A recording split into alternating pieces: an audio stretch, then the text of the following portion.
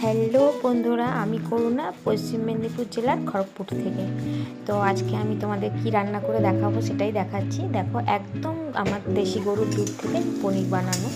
তো প্রথমে দুধটাকে ছানা কেটে পনিরটা বানিয়ে নিলাম। আর এখন দেখো, পনিরটা কিন্তু আমি কড়াইতে অলরেডি ভাজার জন্য বসিয়ে দিয়েছি। তো পনিরটা হালকা আছে, হালকা হালকা করে গ্যাসটা সিম করে ভাজতে হবে।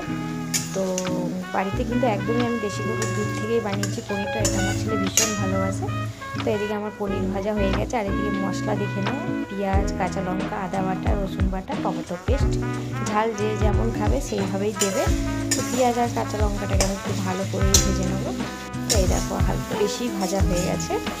আর এখন আমি এখানে মশলা, আদা বাটা, রসুন বাটা, জিরে গুঁড়ো, ধনে গুঁড়ো, মানে যেরকম এইসব মশলাগুলো দিয়ে ভালো করে মশলাটাকে আমি কষিয়ে নেবো। তো মশলা তো প্রায় আমার কষানো হয়েই গেছে, দেখতেই পাচ্ছ তোমরা। তো মশলাটাকে একটু ভালো করে সুন্দর করে কষিয়ে নিলাম। ভাজা ভাজা হবে, গায়ের থেকে অলরেডি তেলটা ছেড়ে দেবে। তো হয়েই গেছে আমার মশলা কষানো। এখন আমি মশলাতে দিয়ে দেবো সামান্য জল, আর একটু গরম মশলার গুঁড়ো দিয়ে দেবো। তোমরা চাইলে ধনে পাতা কুচিও দিতে পারো। আর ধনে পাতাটা নেই আমার ঘরে, যেহেতু সকালেই শেষ হয়ে গেছে, তার জন্য আমি দিতে পারলাম না। তোমরা দিতেই পারো। আর ঝাল কিন্তু তোমরা যে যাওয়া মতন লঙ্কার গুঁড়ো দিতে পারো। আর দিয়ে দিলাম আমি এখানে সামান্য পরিমাণে একটু মিষ্টি, কারণ আমার ছেলে যে কোনো তরকারিতে মিষ্টি খেতে একটু পছন্দ করে। বলে, মা সব তরকারি শেষে একটু চিনি দেবে, তরকারির স্বাদ দ্বিগুণ বাড়ায়। আর এদিকে দেখো, আমি পনিরগুলো কিন্তু ছেড়ে দেবো। আর এই দেখো,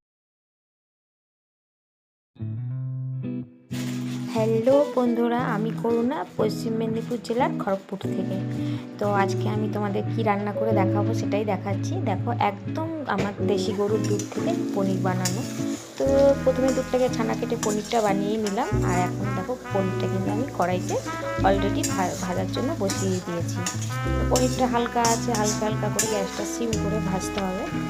তো বাড়িতে কিন্তু একদমই আমি দেশি গরুর দুধ থেকেই বানিয়েছি পনিরটা। এটা আমার ছেলে ভীষণ ভালোবাসে।